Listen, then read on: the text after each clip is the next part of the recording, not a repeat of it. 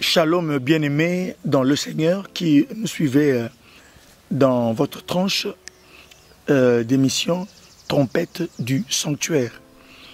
Que la paix du Seigneur soit avec un chacun de vous, partout où ce programme partout où vous serez en suivant ce programme. Que Dieu bénisse vos familles, qu'il bénisse vos entreprises et qu'il bénisse votre vie spirituelle. Bien-aimés dans le Seigneur, c'est un plaisir pour moi de vous parler encore en ce jour. Les fois passées, nous avions parlé de la maison du potier. Nous sommes en train de parler de la maison du potier. Et là, nous avions bien sûr vu des vérités spirituelles à partir du texte de Jérémie chapitre 18. Jérémie 18. Et là, au premier point, nous avions parlé de la souveraineté de Dieu. Au deuxième point, nous avions parlé du problème de l'argile. Troisièmement, nous avions parlé de l'artisan et de l'artiste. Dieu comme l'artisan et l'artiste de nos vies. Nous sommes les vases et Dieu est le potier. C'est ça ce que nous sommes en train de dire. Quatrièmement, nous avions, là où nous nous sommes arrêtés, nous avions abordé le point concernant le langage du vase. Lorsque on vous présente un vase, le vase en lui-même a un langage. Et le premier des langages, nous avions dit que le vase nous parle de disponibilité. Et qu'il fallait que l'homme ou l'enfant de Dieu soit disponible pour servir le Seigneur. Aujourd'hui, nous allons continuer sur le langage du vase toujours, mais d'autres sous-points. Avant de parler du deuxième langage du vase, j'aimerais lire avec vous le texte de Jérémie. Jérémie, chapitre 18. Le texte de base. Jérémie 18, 1 jusqu'au verset 10.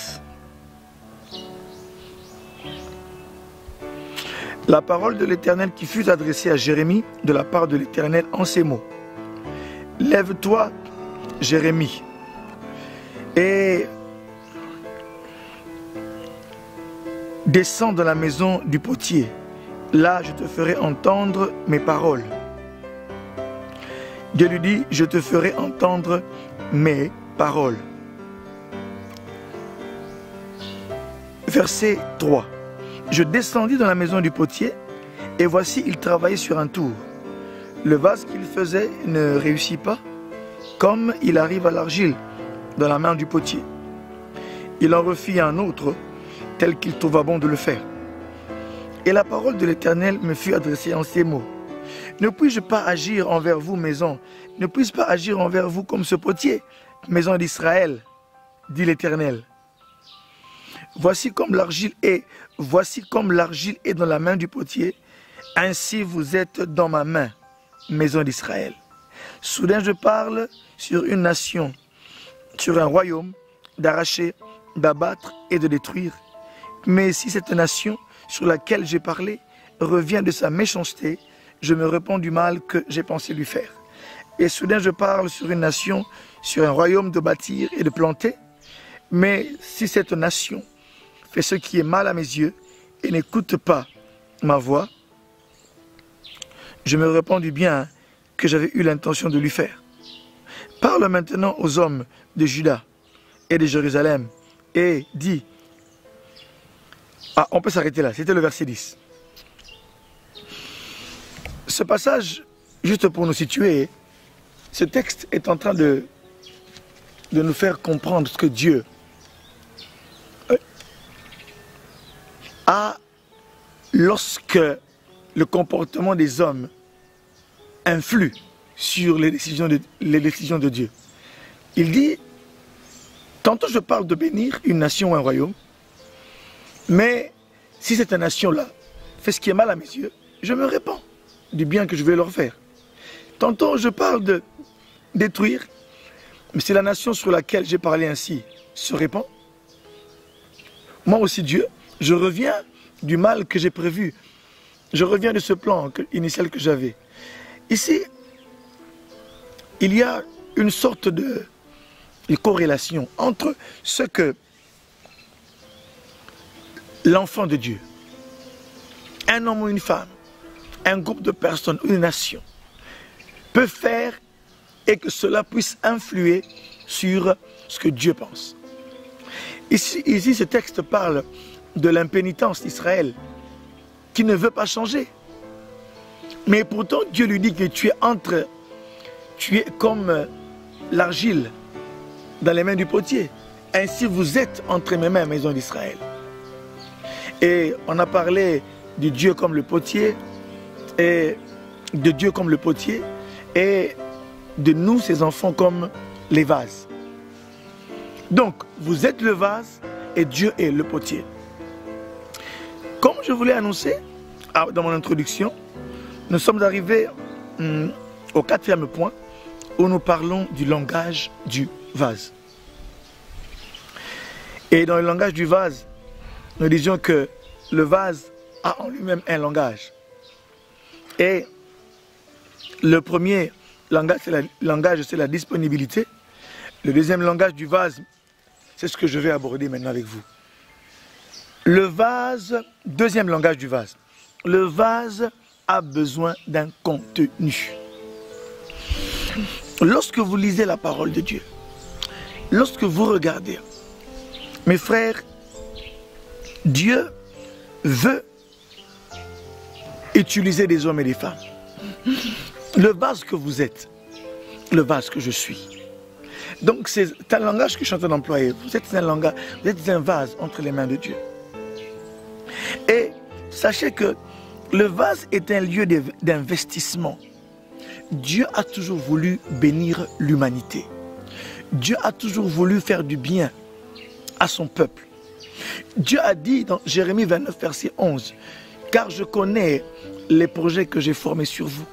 Ce sont des projets de paix et non de malheur, afin de vous donner un avenir et de l'espérance. » Mais pour que Dieu fasse du bien, pour que Dieu fasse son plan, pour qu'il accomplisse son plan, pour qu'il réalise son plan, pour un groupe de personnes, pour l'humanité, il veut passer par des hommes. Il veut passer par des canaux. Et ces canaux-là sont des hommes. Et ces hommes doivent se considérer comme des vases. Souvenez-vous d'Abraham. Dieu dit à Abraham, va-t'en de ton pays, sors de ta patrie, quitte, va vers une terre que tu ne connais pas, installe-toi là-bas. Il lui dit que je bénirai toutes les nations en toi, je rendrai ton nom grand. Voyez ce que Dieu va réitérer la même promesse à Jacob, à Isaac et à Jacob, ses descendants. Voyez ce que Dieu va faire avec Joseph, avec Paul, Pierre, etc. Jésus dira à Pierre, suis-moi, je ferai de toi un pêcheur d'hommes. Dieu s'investit dans la vie des hommes et des femmes en termes de présence, en termes de charisme, en termes d'oracle, en termes de puissance. Parce que Dieu veut utiliser des hommes et des femmes.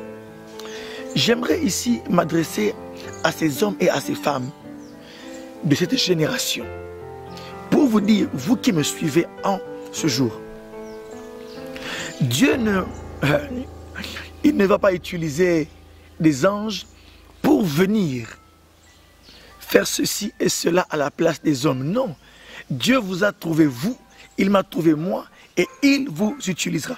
Si vous vous considérez comme un vase, alors Dieu, vous êtes éligible pour que Dieu vous utilise. Lorsque vous lisez par exemple l'histoire d'Élisée et cette veuve dans 2 Rois chapitre 4, elle a perdu son mari, mais son mari était parmi les fils des prophètes, c'est-à-dire ceux qui marchaient avec le prophète Élisée. Et elle est restée avec des dettes que son mari avait contractées. Et le créancier est venu et la femme n'avait pas de quoi payer. Et cette femme a crié vers Élisée. Elle lui a dit, homme de Dieu, mon enfant sera pris comme esclave pour aller travailler parce que nous avons des dettes. Et Élisée a dit à la femme, rentre chez toi, demande des vases aux voisins, enferme-toi. Qu'est-ce que tu as? Elle lui a dit, je n'ai qu'un petit vase d'huile. Dans la version originale, quand vous lisez le vase que la veuve avait, c'était en fait une fiole. Elle n'avait qu'une fiole d'huile, c'est-à-dire en petite quantité. Et elle est partie demander des vases. Mais les vases qu'elle est partie demander avaient une grande capacité de contenance. Et elle est venue, elle est allée chez elle, demandant les vases aux voisins. Elle s'est enfermée, suivant les directives d'Élisée, et elle a commencé à verser. Élisée lui a dit, remplis les autres vases. Et lorsqu'elle a commencé à remplir, nous connaissons ce miracle-là qui s'est passé dans l'histoire de cette femme. Elle a rempli plusieurs vases. Et lorsqu'elle demandait à son fils un autre vase, il lui a dit, il n'y a plus de vase. Et alors l'huile, au verset 6, 2 Rois 4, 6, la Bible dit, et l'huile s'arrêta. Mais de cette histoire, j'aimerais juste vous dire une chose. Le vase vide parle et veut un contenu. Lorsque quelqu'un se considérera comme un vase, c'est-à-dire qu'il sentira toujours le besoin qu'il soit rempli par Dieu, alors Dieu l'utilisera. Celui qui se présente à Dieu comme déjà quelqu'un qui connaît tout, qui n'a pas une soif de connaissance, qui ne veut pas être enseigné par Dieu quotidiennement, qui ne se considère pas comme un instrument que Dieu va utiliser, cet homme-là ou cette femme ne pourra pas être utilisé par Dieu. Mais ici, en parlant de vase, je suis en train de parler des hommes et des femmes qui savent qu'ils ne sont rien sans Dieu, qui savent qu'ils n'ont rien. Même si Dieu vous avait utilisé hier, même si Dieu vous avait utilisé il y a une semaine, même s'il avait fait avec vous de grands miracles, même s'il vous a utilisé pour donner des solutions, mais celui qui se considère comme un vase doit toujours se considérer comme vide au-devant de Dieu. Et lorsque vous vous présentez au-devant de Dieu, lorsque vous êtes au-devant du Père éternel, considérez-vous toujours comme un vase qui a besoin d'être rempli. Et à cette condition-là, Dieu verra votre soif et Dieu va vous utiliser. Mais celui qui croira qu'il connaît tout et qu'il a déjà atteint un certain niveau, celui-là, Dieu ne l'utilisera pas puissamment. Écoutez mes frères et mes sœurs. Le pouvoir prophétique que Élisée dont a fait usage Élisée, a déclenché la multiplication et l'illimitation. Tant qu'il y a de l'espace, l'huile coulera toujours. Retenez ceci. Tant qu'il y a de l'espace, l'huile coulera toujours. C'est alors que, lorsqu'il n'y avait plus de vase à présenter à la femme, c'est alors que l'huile s'arrêta de couler. Aujourd'hui, celui qui nous remplit, c'est Dieu, par le Saint-Esprit. Il nous remplit de connaissances, il nous dote de sa puissance, il nous dote de charisme, il nous parle, nous contenons ses oracles pour parler au monde. Si nous nous présentons comme des hommes et des femmes qui n'avons plus d'espace, c'est que nous ne pourrons plus recevoir de nouvelles choses. C'est pourquoi nous sommes dans les défis. Quel est ce défi? De faire toujours de l'espace. Et j'aimerais dire à quelqu'un qui est en train de me suivre maintenant, élargis l'espace de ta tente comme Esaïe le dit. Nous devons nous élargir chaque jour dans une attitude d'humilité. Faire à Dieu de l'espace, c'est-à-dire plus de Dieu, moins de nous-mêmes. Plus de Dieu, moins de nous-mêmes. Plus de Dieu, moins des œuvres de la chair. Plus de sanctification, moins de péché. Faisons de l'espace à Dieu. Celui qui fait de l'espace à Dieu, c'est cet homme-là en qui Dieu déversera encore la puissance. Mes frères, il y a une puissance. Il y a encore dans ce temps, dans ce temps, des hommes et des femmes que Dieu veut utiliser. Il y a pour cette dispensation, il y a pour ces saisons-ci, une puissance, des oracles, de nouvelles choses que Dieu veut faire. Mais où va-t-il les déverser? Avec qui va-t-il les accomplir? Avec des hommes et des femmes qui se considèrent comme ayant de l'espace. Soyez des vases, ayez de l'espace. Faites à Dieu de l'espace. Élargissez votre tente, votre cœur, votre vie, en vous purifiant, en vous sanctifiant, en vous humiliant sous la main de Dieu, en considérant que ce qui était passé hier est passé. J'aime ce que dit Paul. Je cours, je regarde en avant, j'oublie ce qui est en arrière, mais il dit je me porte vers l'avant. C'est pourquoi les vases que Dieu va utiliser sont des hommes et des femmes qui diront chaque jour à Dieu, Seigneur, nous ne pouvons pas, nous n'avons pas encore atteint le standard que tu veux. C'est vrai que tu nous as utilisés hier, mais il y a encore des défis pour aujourd'hui. Et nous voulons que tu nous utilises. Ceux qui crieront chaque jour ainsi, ces hommes et ces femmes pourront recevoir un contenu frais. Mes frères et mes sœurs, le vase, retenez encore ceci, le vase parle à l'huile et l'invite à le remplir. Alléluia. Le vase parle à l'huile et l'invite à le remplir. Toujours partons de l'histoire de la veuve qui a rempli plusieurs vases avec une simple fiole. C'est pourquoi vous aussi, votre vie doit être une invitation à ce que Dieu vous remplisse. Vous devez chaque jour par votre attitude vous sentir comme ayant besoin de Dieu, comme étant insuffisant toujours. Celui qui manifestera de la suffisance, Dieu ne pourra jamais l'utiliser.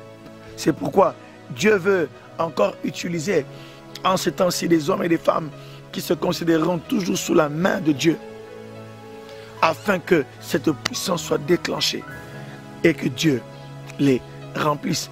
J'ai parlé au premier point, vous souvenez-vous, de la souveraineté de Dieu. Dieu est souverain, il utilise qui il veut. C'est pourquoi, mes bien-aimés dans le Seigneur, vous devez comprendre que le vase a besoin d'un contenu. Lorsque vous mettez un vase, son langage muet, même quand il ne parle pas, le simple fait que vous le voyez, il vous parle d'un contenu. Il veut contenir quelque chose. Et qui êtes-vous? Comment vous définissez-vous? J'aime ce que Jésus dit. Il dit, on ne met pas du vin nouveau dans de vieilles outres.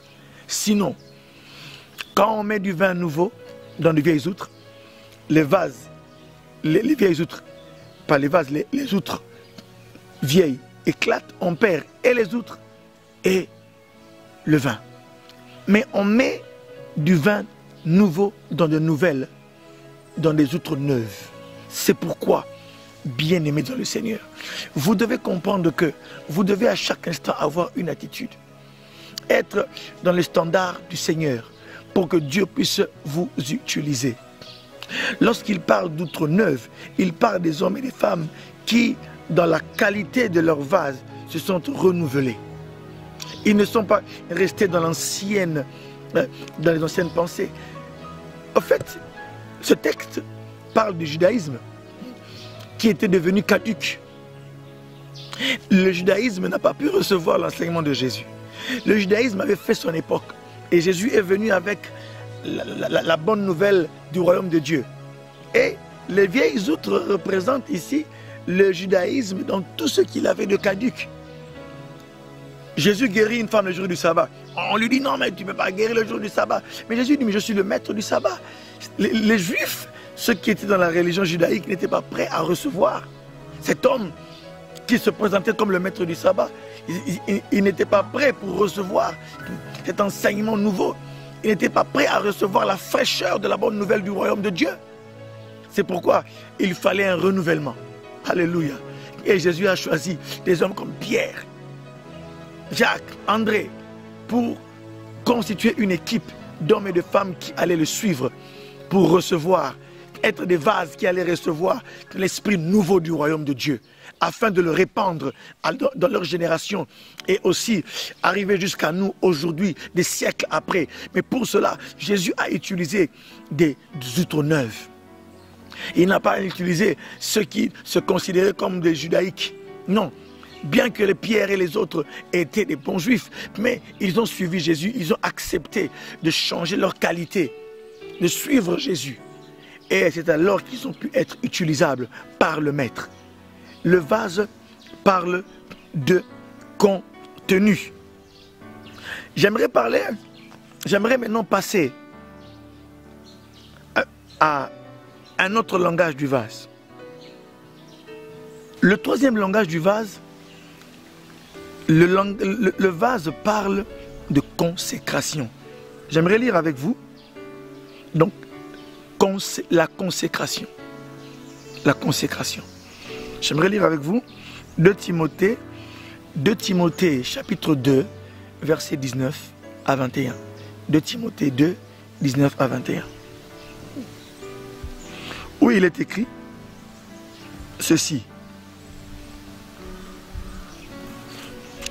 Dans une grande maison,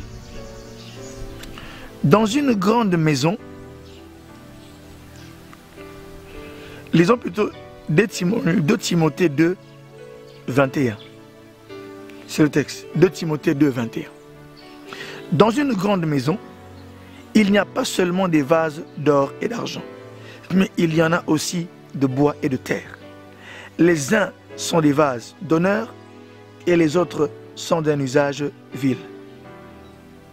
Si donc quelqu'un se conserve pur, en s'abstenant de ces choses, il sera un vase d'honneur, sanctifié, utile à son maître, propre à toute bonne œuvre. 2 Timothée 2, je corrige, 2 Timothée 2, 20 à 21. L'apôtre Paul dit clairement que dans une grande maison, il n'y a pas que des vases, il n'y a pas qu'une vaisselle en or ou d'argent. Il y a aussi des vases de bois et de terre. Ceux qui sont en terre et en bois, c'est bien sûr de qualité inférieure, sont utilisés pour un usage vil. Mais tout ce qui est en matière d'or, argent, cette vaisselle en or et en argent est utilisée pour un usage d'honneur. Et il dit, celui qui se conserve pur, il sera un vase d'honneur. Se conserver pur, se consacrer, fait de vous un vase d'honneur. Déjà le vase en lui-même vous parle d'une mise à part. Il dit, celui qui se conserve pur, celui-là, il sera un vase d'honneur, sanctifié, propre, utile à son maître et propre à toute bonne œuvre. Parler de consécration, bien-aimé, ici, je n'aimerais pas seulement parler de consécration en termes de sainteté, mais parler de consécration veut dire, bien sûr, se conserver pur, la pureté, elle est utile. Et c'est une condition sine qua non pour que Dieu nous utilise. Le Dieu que nous servons est un Dieu saint. Et le contenu que Dieu veut mettre en un chacun de nous sont des choses saintes. J'aime ce que dit Jésus. On ne donne pas les choses saintes aux chiens. On ne donne pas les perles aux pourceaux. C'est dire que l'investissement de Dieu en nous, ce sont des choses saintes et sacrées.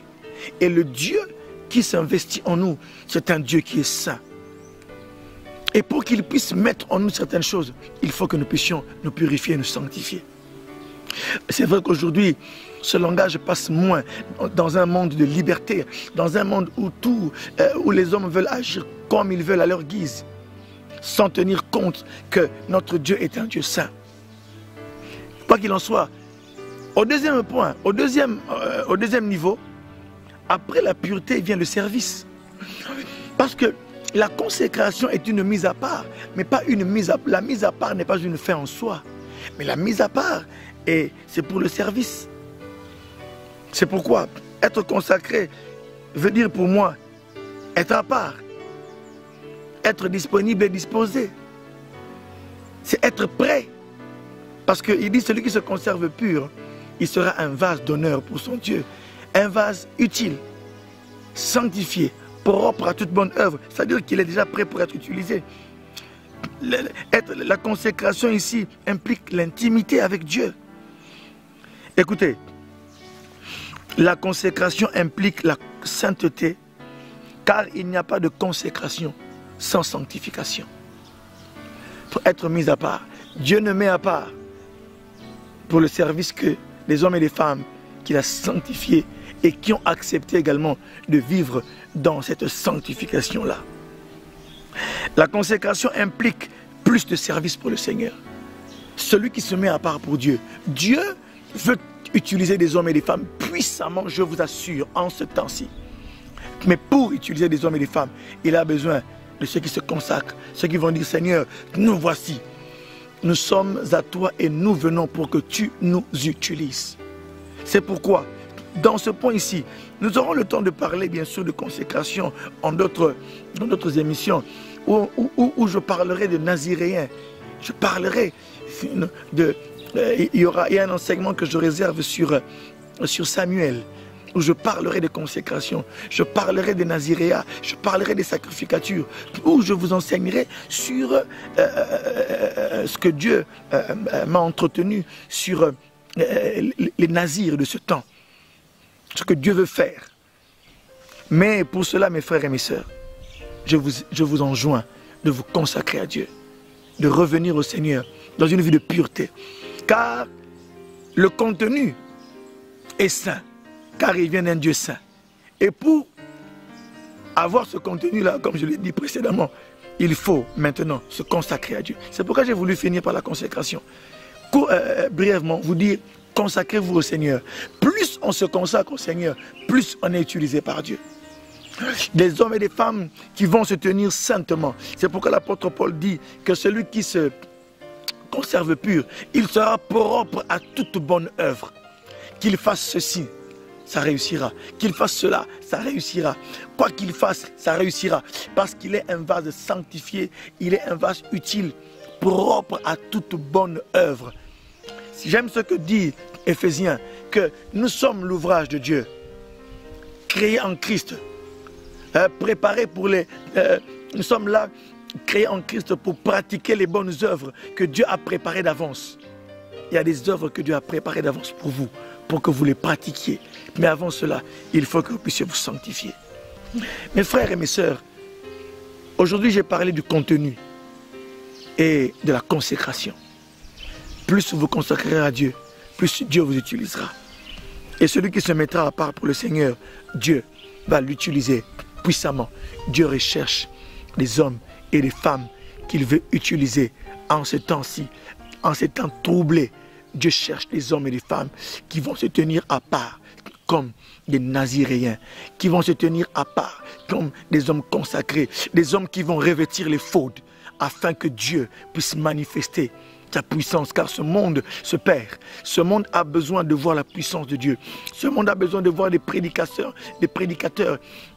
des hommes et des femmes qui annoncent la parole de Dieu, la puissance. Plus Satan entraîne les gens dans le mal, plus Dieu veut utiliser des hommes puissamment. Que Dieu vous bénisse. À la prochaine fois.